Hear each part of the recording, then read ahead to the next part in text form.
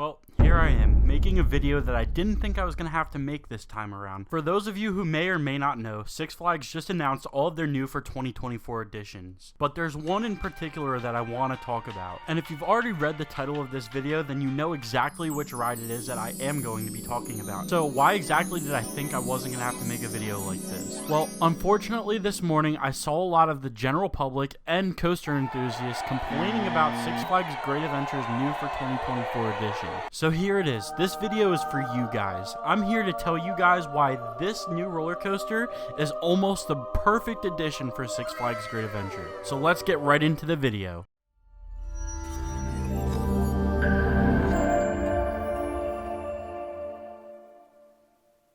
So for those of you who have already seen the new for 2024 announcement made by Six Flags for Great Adventure, we are getting a Vekoma Super Boomerang named the Flash Vertical Velocity. Now for the sake of not having to say a mouthful of words every time I say the name, for the video we're simply going to call it by its acronym V2. V2 is also the acronym used for the Vertical Velocity coaster located over at Six Flags Great America. Now to get into the subject of this video, I can't understand why there's a bunch of people complaining about an addition that we almost didn't even receive. If you are watching this video and you so happen to also have listened to the Q2 conference call between Six Flags and its shareholders, Six Flags' CFO had actually mentioned that they increased the cap of spending for this year and next year, and they stated specifically the reason for this year is so that they could add a late addition to Six Flags Great Adventure. And he also confirmed in that very conference call that the new addition is a roller coaster. So yes, in the overall outlook of things, we weren't even supposed to get a new roller coaster for 2024. So my message for you guys complaining about this ride, stop complaining. We weren't even supposed to get it in the first place. And aside from that, something that a lot of these people don't realize is that this Super Boomerang is actually going to fill a lot of the gaps that the park currently has. So in this video, we're going to talk about those gaps that this coaster is going to fill and why I think that this is honestly the perfect addition for Great Adventure for 2024.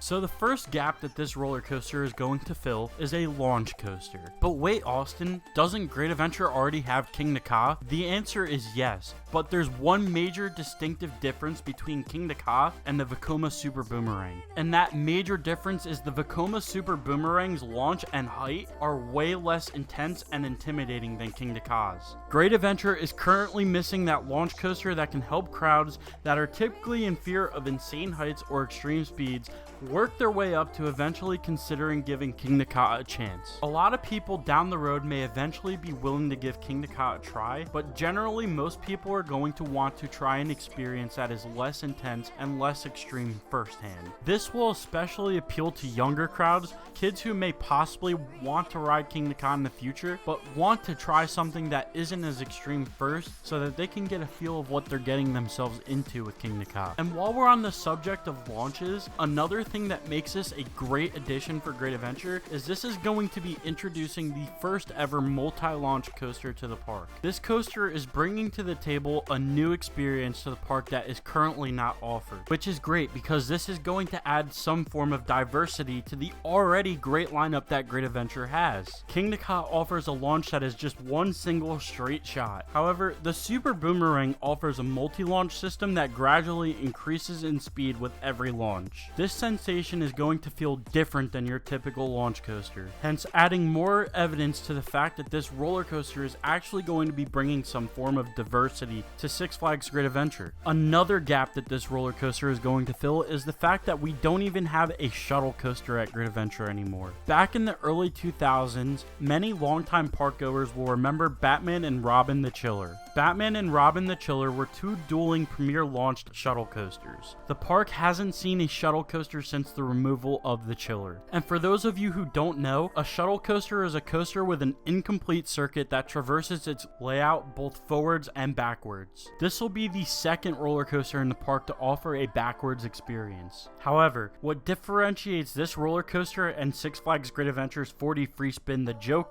Joker's cars flip randomly, which that sensation may not be comfortable for a lot of people. Therefore, the experience on the Super Boomerang is different enough to be able to provide a different experience going backwards. This coaster is also not too tall and it doesn't go too fast. Looking at Great Adventure's lineup overall and taking the stats of every coaster in the park and putting it on paper, the Super Boomerang offers an experience that is smack in the middle of Great Adventure's lineup. We're going to call this the happy medium. The maximum height and speed on the Super Boomerang is about 172 feet and about 60 miles an hour. This is taller and faster than a lot of Great Adventure's mid-sized roller coasters, but it's also shorter and slower than a lot of Great Adventure's tallest and fastest roller coasters. This roller coaster is going to bring a lot of beneficial things to Six Flags Great Adventure. I think the most beneficial aspect of it is it's going to be a great stepping stone for a lot of the bigger rides for the younger audiences. The theme also very well appeals to the younger audiences, as a lot of the younger audiences love superheroes. Now, as you've probably seen from the title of this video, you'll see that I've mentioned that this is almost the perfect new addition. There is one major drawback to this roller coaster, and it's the fact that it's not going to offer 2 trains or a turntable. Capacity is the only thing that I can see being an issue with this roller coaster, and because of its location being positioned parallel to the entrance of the park,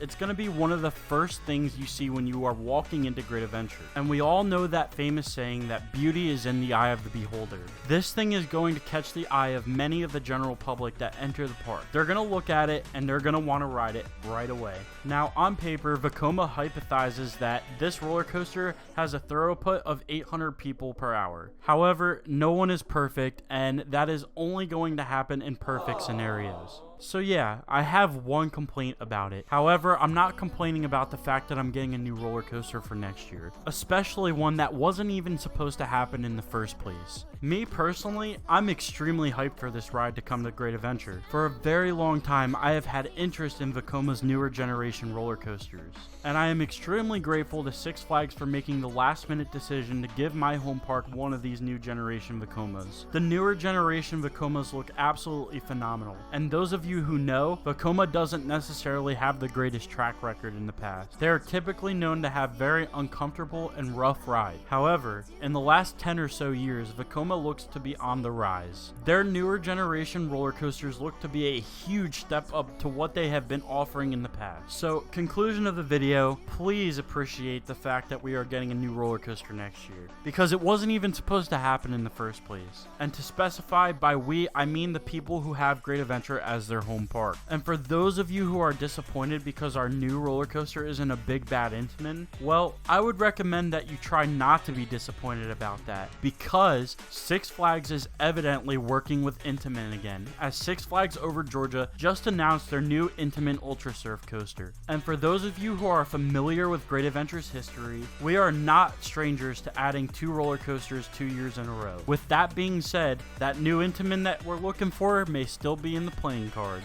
And while it may not be exactly on the year of the 50th anniversary, I'm sure somewhere out there an argument can be made that this coaster deserves to be a part of the 50th anniversary celebration.